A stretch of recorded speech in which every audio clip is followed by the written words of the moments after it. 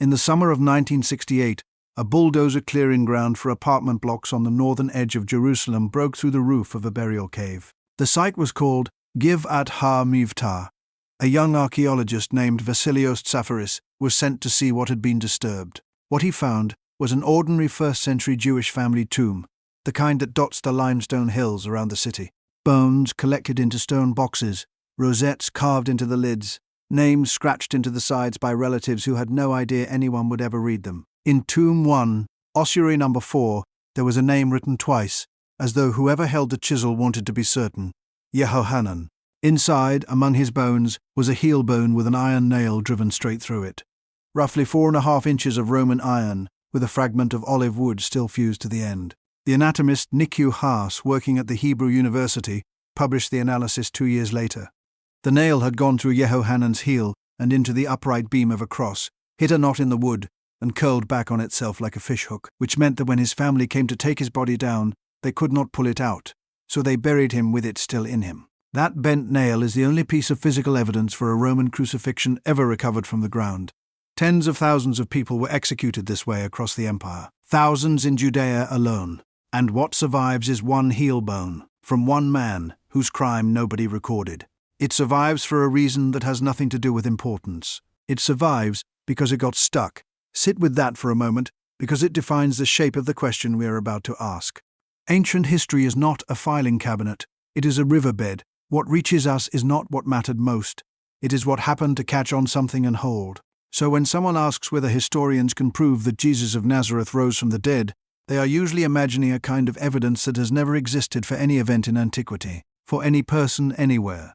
Here is the position I want to argue for over the next half hour, and I am going to be honest with you about where it cuts. The historical argument about the resurrection cannot end in proof, not in either direction. Nobody is going to hand you a verdict with a seal on it. What the argument does instead, and what it does remarkably well, is close the cheap exits. Every explanation still standing at the end of this video costs something. There is no free door. There is only a room full of doors with a price written above each one. And the question is, which price you are prepared to pay. Most Christians have never been shown that room. Most skeptics have not either. What they have both been shown is a highlight reel. So let us walk through it properly, the paper trail, and why it is older than you think. Start with a fact that surprises people on both sides. The earliest surviving Christian account of the resurrection is not in any of the 4 Gospels. It is in a letter, 1 Corinthians, written by Paul from Ephesus somewhere in the mid-50s of the 1st century. Nobody seriously disputes that Paul wrote it. Even scholars who reject most of the letters bearing his name accept this one without hesitation. And in chapter 15, Paul does something a 1st century letter writer rarely does. He stops sounding like himself. The Greek shifts. The rhythm changes. The vocabulary contains words Paul almost never uses elsewhere. He introduces the passage with 2 technical terms, received and passed on, which are the standard language of handing over a fixed tradition. Then comes the formula: that Christ died for our sins according to the Scriptures, that he was buried, that he was raised on the 3rd day according to the Scriptures, and that he appeared to Cephas, then to the 12. Paul is quoting. He is reciting something the Corinthians already knew, something he had taught them years earlier, and something he says he did not compose. That is the crucial move, and it is why this passage has generated more scholarly ink than almost any other in the Pauline letters. If Paul is quoting the material is older than the letter, the question is how much older. The standard answer, repeated on 1,000 apologetics channels, is that the creed dates to within 3 to 5 years of the crucifixion. The reasoning runs through Galatians 1 verse 18 to 19, where Paul says he went up to Jerusalem 3 years after his conversion, and stayed 15 days with Cephas, and also saw James. Those are the 2 men the creed names. Paul's conversion is usually placed around the year 33 or 34. Do the arithmetic, and you land in the mid-30s. Gerd Ludemann, who taught at Göttingen and who was an atheist to the end of his life, dated the tradition to within 2 or 3 years of the crucifixion, not because he believed it, because that is where the evidence pushed him. Now here is the part the Apologetics videos leave out. Bart Ehrman, who is probably the most widely read skeptical scholar writing today, thinks the confident dating is overstated. His objection is simple and worth taking seriously. Paul says he received the tradition. He does not say when or from whom, or that this particular formula was the one recited in Jerusalem in the 30s. The reconstruction is plausible. It is not documented. My own read is that the strong early dating is more probable than not. and that the 15 days with Peter is a genuine constraint on how late the material can be. But you should know that it is an inference rather than a datum, and anyone who presents it to you as settled is smoothing over a live disagreement. What is not in dispute is the direction of travel. Even on the most cautious reading, we are dealing with material that predates the Gospels by decades and reaches back into the first generation. The resurrection claim is not a late accretion. It is not a legend that grew in the dark over a century. It is there from the beginning, in the first layer we can reach. David Frederick Strauss, writing in the 1830s, could still imagine a long mythologizing process producing the resurrection stories over generations. That option has been closed by the letters themselves. Whatever happened, it happened fast. The flaw everyone stands on modern discussion of this question tends to organize itself around what has become known as the minimal facts approach, associated above all with Gary Habermas, who has spent 5 decades cataloging what scholars across the theological spectrum actually grant. The strategy is deliberately modest. Rather than arguing for the reliability of the Gospels first and then reasoning from them, it isolates a small set of claims accepted by the overwhelming majority of specialists, including skeptical ones, and then asks which explanation accounts for all of them at once. The core set runs roughly like this. Jesus of Nazareth was executed by crucifixion under Pontius Pilate. His followers had experiences shortly afterwards that they were convinced were encounters with him alive. They proclaimed this publicly in Jerusalem very early, and it reorganized their lives around it. Paul, who had been actively persecuting the movement, converted after an experience he described in the same terms. James, the brother of Jesus, who had not followed him during his lifetime, became a leader of the Jerusalem church and was executed for it around the year 62. Take the first one. Crucifixion is as close to bedrock as ancient history gets. Tacitus, writing his annals around the year 116, refers to Christus being executed by the procurator Pontius Pilate during the reign of Tiberius. Josephus, publishing his Antiquities in the 90s, mentions Jesus twice. The longer passage has clearly been tampered with by later Christian copyists. The shorter one has not, and there he reports the high priest Ananus having James, the brother of Jesus who was called Christ, stoned to death. Most scholars accept it as authentic. And then there is Jehohanan's heel bone, sitting in a case in the Israel Museum, reminding us that this is not a metaphor.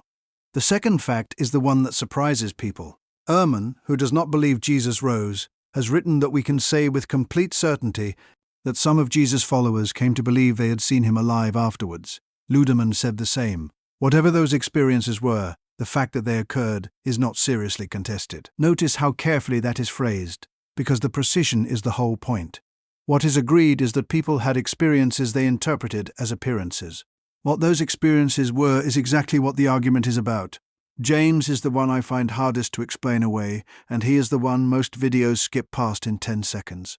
Mark 3 verse 21 records Jesus' family attempting to seize him because they thought he had lost his mind. John 7 verse 5 states plainly that his brothers did not believe in him. These are not flattering details, and no early Christian had any incentive to invent them. Then, within a few years, that same brother is running the Jerusalem church. Paul lists him in the Creed as a recipient of an appearance.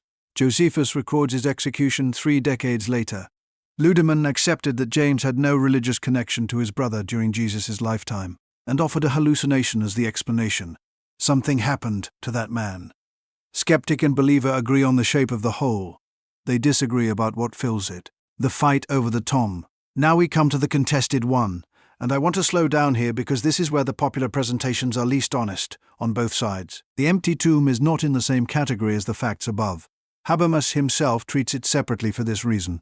The figure usually quoted is that around 3/4 of scholars accept it, and that number comes from his survey work. It has been challenged, sometimes sharply. The objection is that the pool of people writing books about the resurrection skews heavily towards seminaries and clergy, which is not the same thing as a representative sample of ancient historians.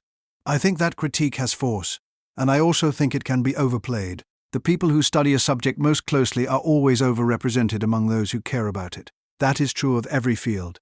It is a reason for caution, not for dismissal. Set the head counting aside. Look at the actual arguments. The strongest one for the empty tomb is the women. All 4 Gospels place women at the tomb first. In first-century Jewish culture, this was not the choice you would make if you were building a case.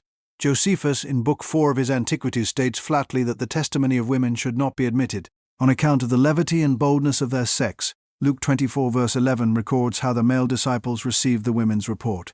The Greek behind the phrase sits close to nonsense, idle talk, the ravings of someone not to be taken seriously. Mark, our earliest gospel, ends its resurrection account with the women fleeing in terror and saying nothing to anyone, because they were afraid. That is a strange note on which to close a triumphant fabrication. Here is where I part company with how this argument is usually deployed. It is regularly presented as a knockout blow, and it is not. Carolyn Oziek and others have pointed out that women's testimony was admitted in Jewish law in a range of circumstances, so Josephus's one sweeping line is not a legal code. More importantly, Mark was not writing a courtroom brief for hostile outsiders. He was writing for a community in which women had been prophesying and proclaiming from the beginning. And the criterion of embarrassment, which is the engine of the whole argument, is not a machine that spits out certainties. It tells you that a detail is unlikely to have been invented for apologetic convenience. It does not tell you it happened. So my position is this: the women at the tomb are a real data point, and they are modest. They have been asked to carry more weight than they can bear, and when a load-bearing argument is oversold, the collapse damages more than the argument. Now the objection running the other way, which is the serious one.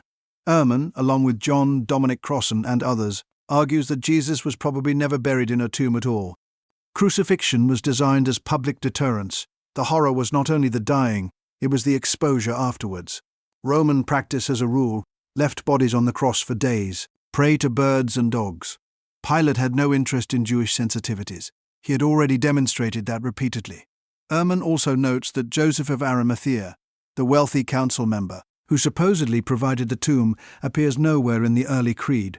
That objection deserves a real answer rather than a wave of the hand. And there is one.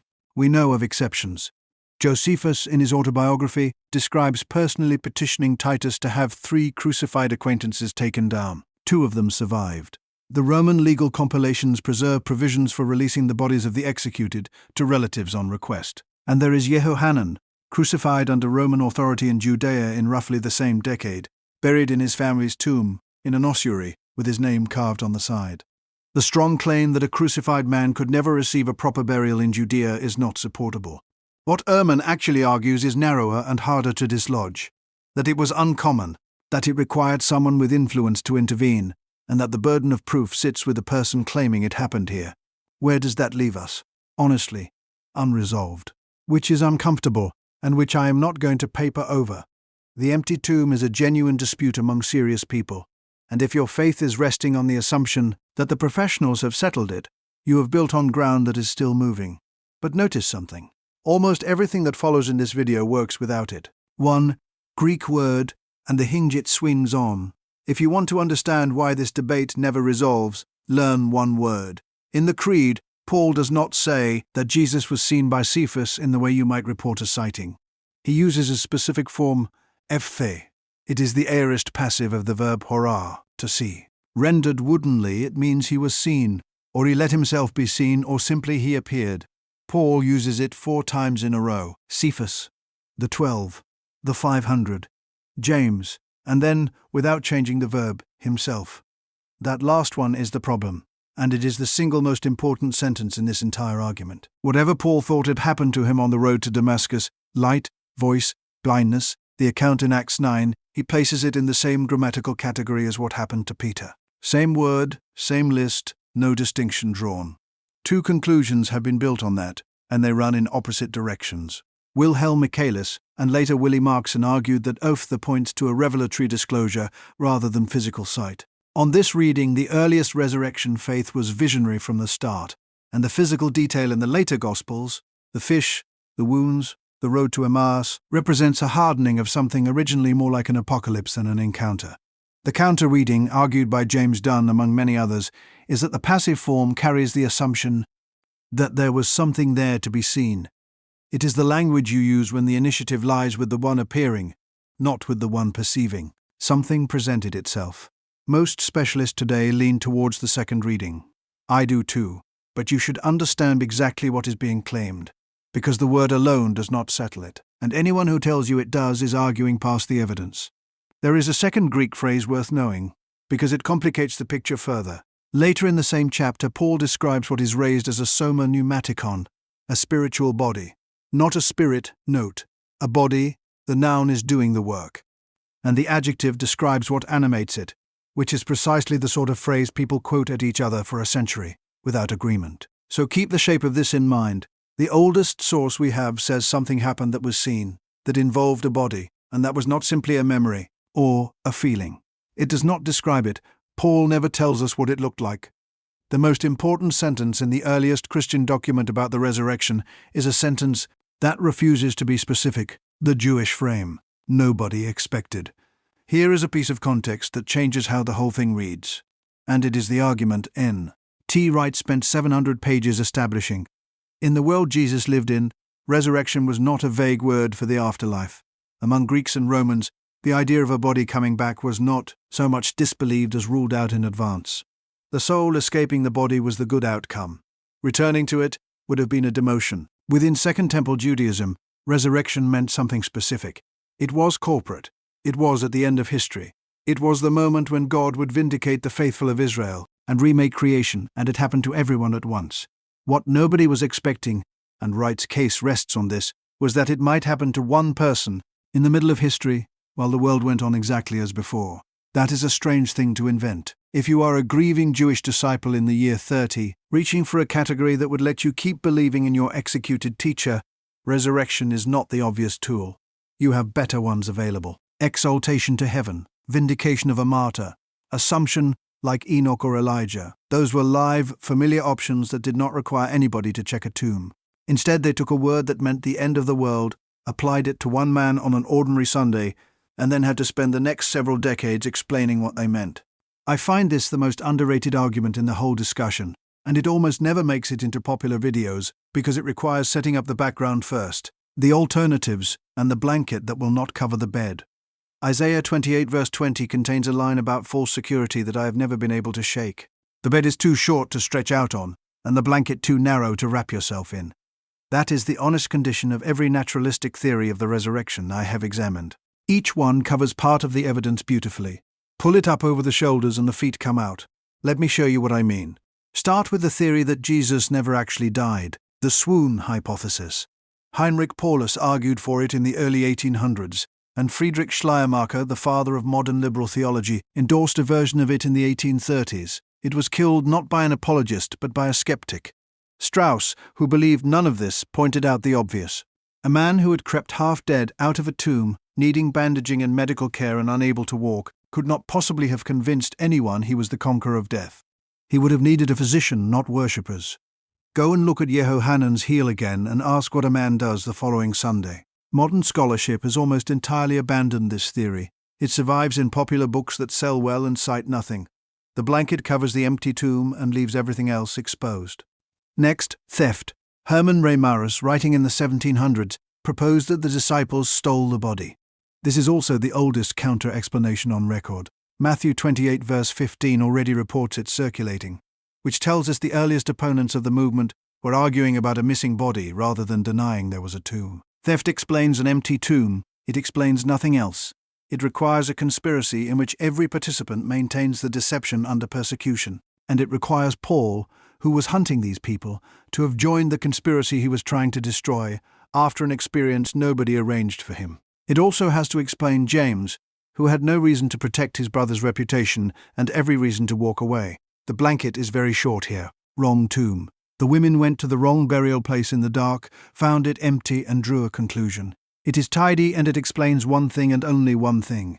Nobody in Jerusalem, not the authorities who wanted this stopped, not the family, not Joseph of Arimathea, thought to walk over and check the right one, apparently for the rest of their lives. Now the serious contender, and the reason it is serious, is that its advocates are the ones doing careful work.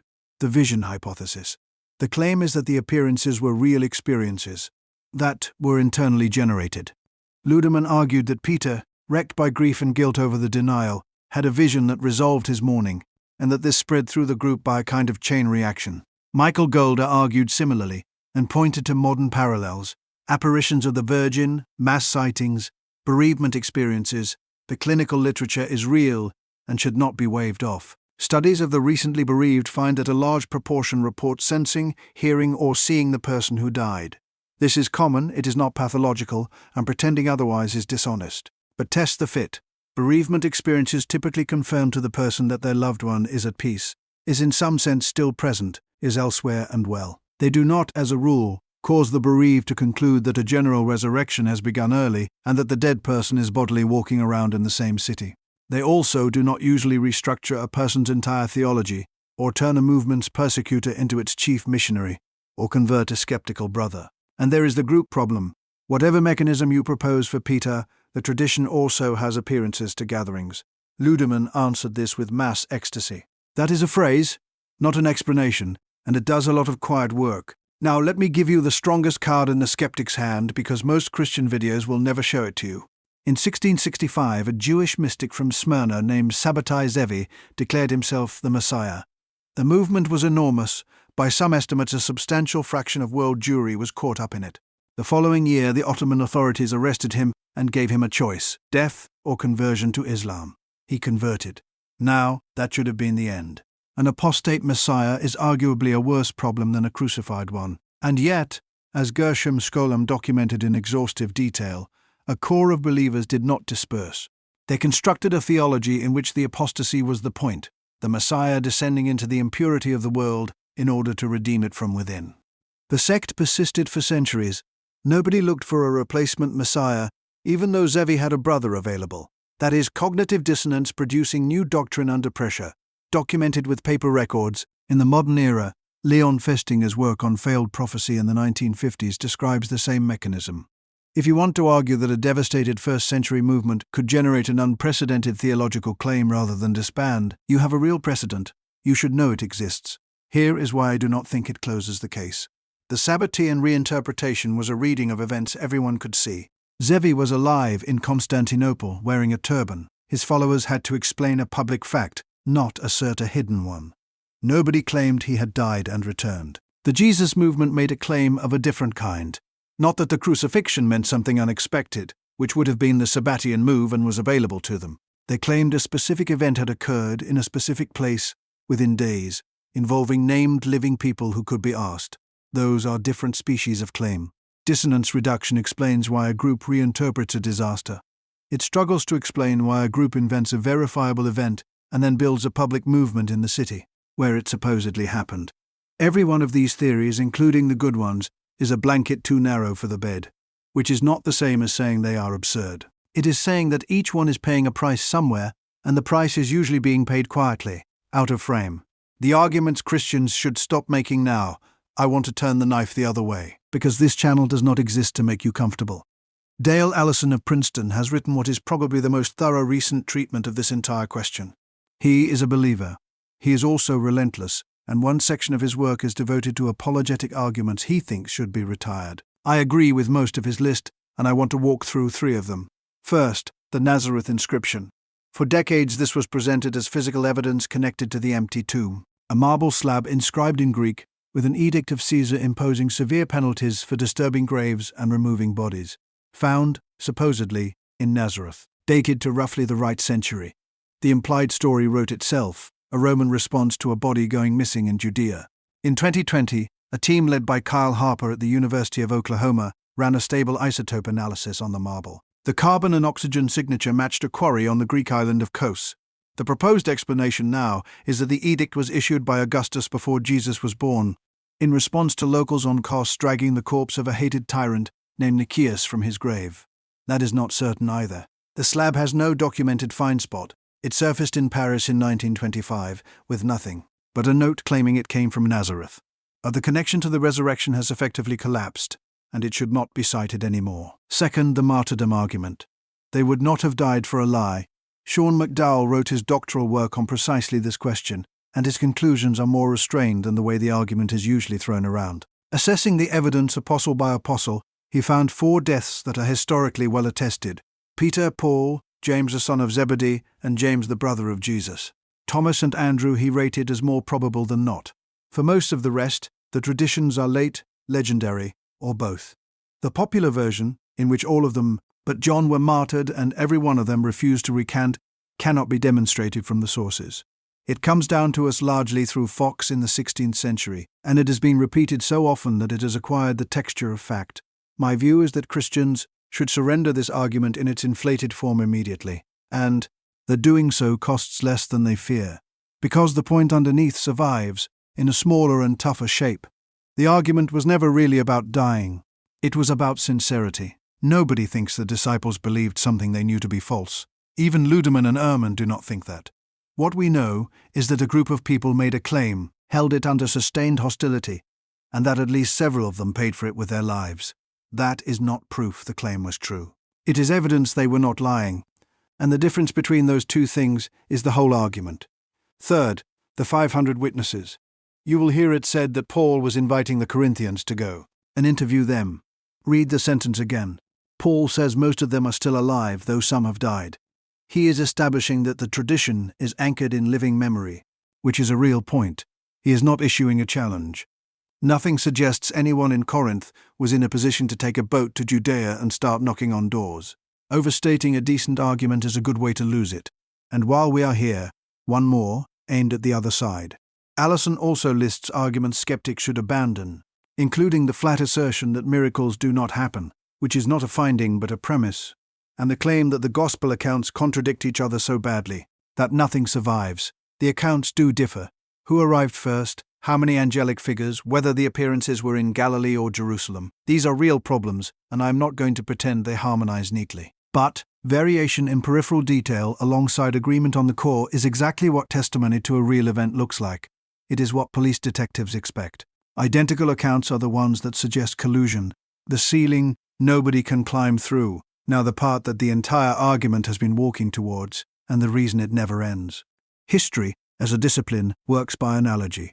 The historian assesses what probably happened by asking what usually happens. That is not a bias someone smuggled in. It is the method.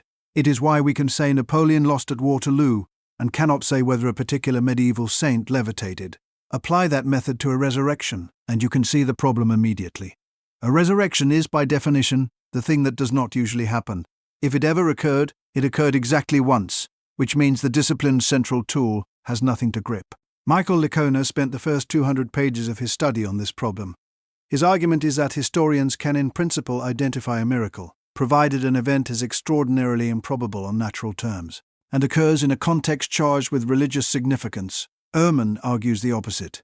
The historian, working as a historian, can only ever establish what is most probable, and a miracle is by construction the least probable option available. The philosopher Philip Goff made an observation about this stalemate that I think is exactly right.